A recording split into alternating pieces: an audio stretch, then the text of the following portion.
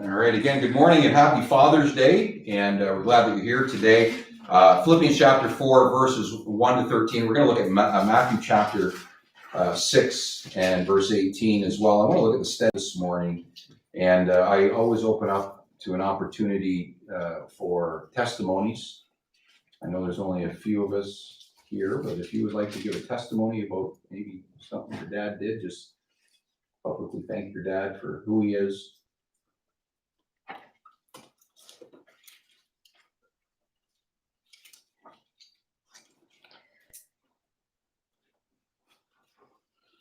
Brad. Yeah, I was up visiting my dad, and we had a pretty good visit. Did some game of golf on Friday, and I have a brother who's an atheist, and we have very difficult visits when he gets together with my dad and me and the family. And this visit didn't go very well once again, but I just pray that my dad he loves his family. He really wants my brother to get saved.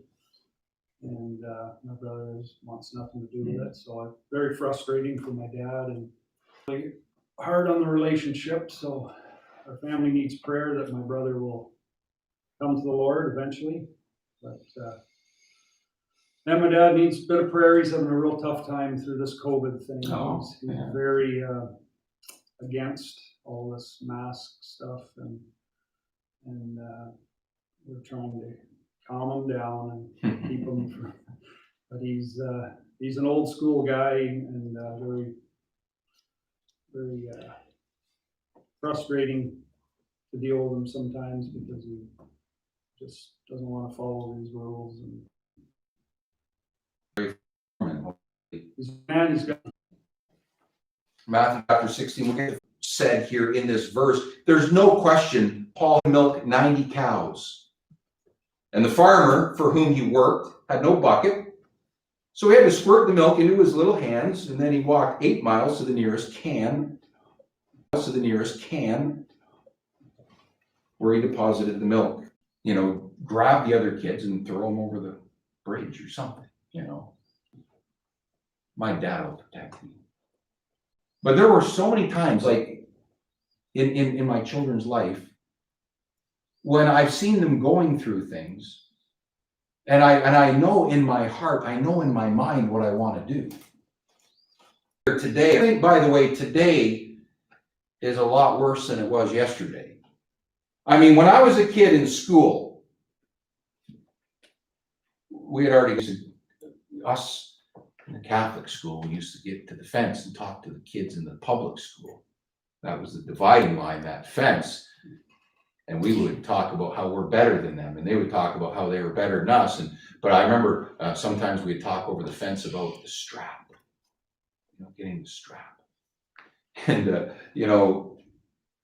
when I was a kid in the school, if there was a problem in the school and little Johnny wasn't behaving himself, or little Johnny got in trouble, or little Johnny, didn't do his homework, and the teacher called mom or dad in, mom or dad would get on board and go and straighten out little Johnny. And now, it seems to be without fail, when mom and dad are called by the principal or by the teacher to deal with a problem they've had at school, and I've heard so many parents tell me they've done this, they'll go there and they'll chew out they'll chew out the principal, they'll chew out the teacher. How dare you talk to my child like that? And I'm thinking, what's gone wrong? We should be on board. If the school has, said there's a problem or there's an issue, then we should be on board with the school in dealing with that issue. I've heard so many parents over the course of my life telling me that, oh yeah, I gave that principal an earful. I gave them a piece of my mind. And then you see these children that are growing up and they don't know how to deal with anything. Parenting isn't for wimps. And sometimes it feels like we're attacking the gates of Eden. It means in every single possible way. whether it's up, whether it's isn't the best. You know, the problems of life and the path in the Lord. Amen? More money. We always wonder why I'm not healthier, why I'm not stronger, why I can't be like them. But I am